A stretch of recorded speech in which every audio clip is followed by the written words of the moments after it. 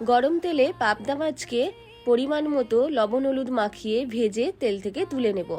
বাকি তেলে জিরে কাঁচা লঙ্কা ফোড়ন দিয়ে কিছুক্ষণ ভেজে নিয়ে দুটো মাঝারি সাইজের আলুকে লম্বা করে টুকরো করে কেটে নিয়েছি, আলুকে দিয়ে ভেজে নিচ্ছি। আলুটা ভাজা হয়ে গেলে এর মধ্যে দিয়ে দেব একটা টমেটো। বড় সাইজের একটা টমেটোকে কয়েক টুকরো করে কেটে নিয়েছি, টমেটো দিয়ে দিলাম, সাথে দিয়ে দেব পরিমাণ মতো লবণ আর হলুদ। এখানে আমি কোনো রকম লঙ্কা গুঁড়ো ব্যবহার করছি না। আপনারা যদি বেশি ঝাল পছন্দ করেন তাহলে অল্প একটু লঙ্কা গুঁড়ো দিতে পারেন।